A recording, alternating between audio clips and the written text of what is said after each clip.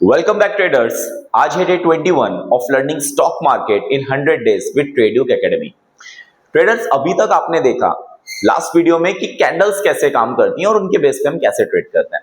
एक बहुत अच्छी प्रोसेस है मार्केट में पैसे बनाने की, दैट इज आईपीओ। आप आईपीओ में इन्वेस्ट करके एक सेफ पैसा बना सकते हैं। तो आईपीओ क्या होता है, कैसे काम करता है, कैसे हमें कौन से आईपीओ में इन्वेस्ट करना चाहिए, कौन से में नहीं, आज हम सारी चीजें यहाँ पे डिस्कस करने वाले हैं। तो वीडियो में लास्ट तक बने रहिए, चैनल को सब्सक्राइब करिए, बेल आइकन दबाइए, शेयर करिए उन लोगों के साथ जो लोग फ्री में स्टॉक मार्केट सीखना चाहते हैं। तो आइए समझते हैं कि व्हाट इज आईपीओ। सबसे पहले आईपीओ एक प्रोसेस है जिसमें कि एक प्राइवेट लिमिटेड कंपनी पब्लिक में जाती है, जैसे कि अपने स्टॉक्स को वो सेल करती है जनरल पब्लिक को। फॉर एग्जांपल कि मेरी एक कंपनी है, अब मुझे फंड की रिक्वायरमेंट है, तो मैं क्या करूंगा, अगर मैं बैंक के पास जाता हूं मुझे इंटरेस्ट पे पैसा मिलेगा, अगर मैं पर्सनल फाइनेंस पे जाता हूं मुझे बहुत ज्यादा हाई इंटरेस्ट पे पैसा मिलेगा।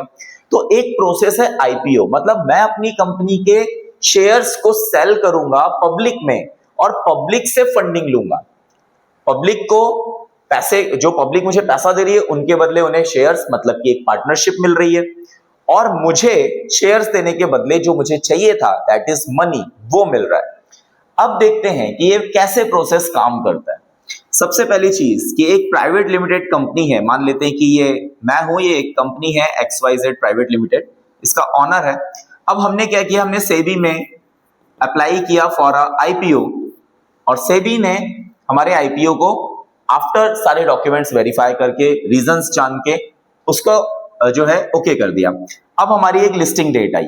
होगा क्या कि जो पब्लिक प्राइवेट ऑनर, अभी ऑनरशिप सिर्फ मेरे पास है, लेकिन जब मैं शेयर्स को सेल कर दूंगा पब्लिक को तो मुझे पब्लिक ऑनर्स मिलेंगे, इन्हें कंपनी के शेयर्स मिलेंगे और मुझे इनसे मनी मिलेगा। करेक्ट।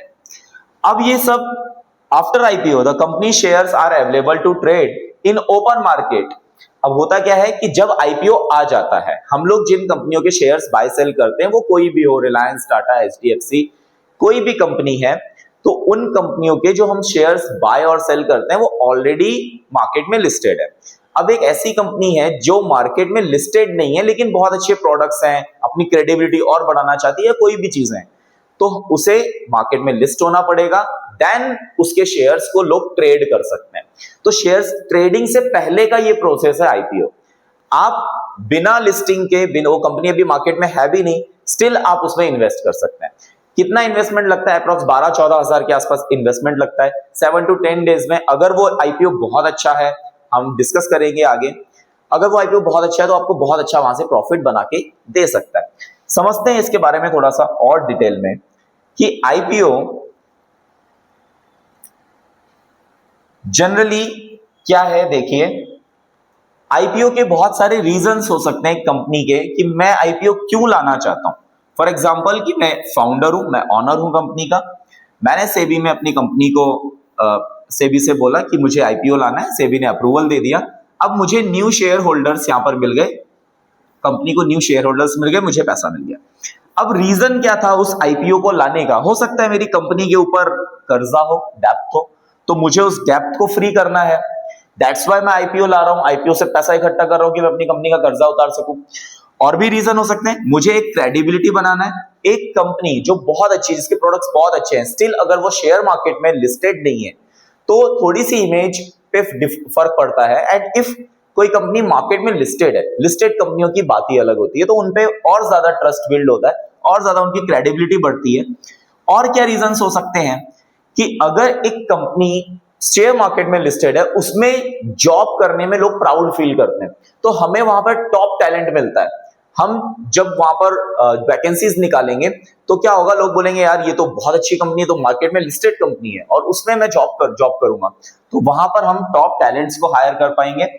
एंड क्या रीजन हो सकता है, मुझे अपने बिजनेस को एक्सपैंड करना हो सकता है कि मेरे पास कोई कर्जा नहीं है, कंपनी पे कुछ भी नहीं है, बट मुझे अपने बिजनेस को एक्सपैंड करना है, मुझे मैन्युफैक्चरिंग बढ़ानी है, मुझे मार्केटिंग करना है, या फिर मुझे अपने ब्रांचेस ज्यादा बढ़ाने हैं, तो उसके लिए मुझे फंड की रिक्वायरमेंट है। एंड क्या हो सकता है, to increase share holders liquidity.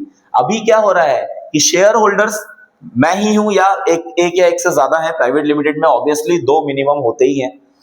अब लिक्विडिटी का मतलब है कि अभी तक सारे के सारे शेयर्स उनके पास डले हैं। अब क्या होगा, पब्लिक में जब शेयर्स आ जाएंगे तो वो वहां पर ज्यादा लोग होंगे, तो शेयर होल्डर्स की लिक्विडिटी बढ़ेगी।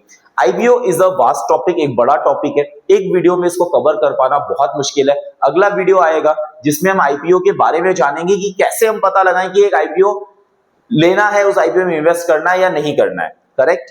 तो आप हमारे चैनल को सब्सक्राइब करिए, बेल आइकन दबाइए, जिससे आने वाला वीडियो आपके पास सबसे पहले पहुंचे।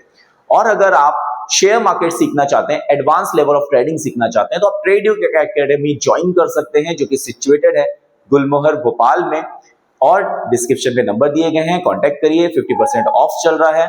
Thank you so much.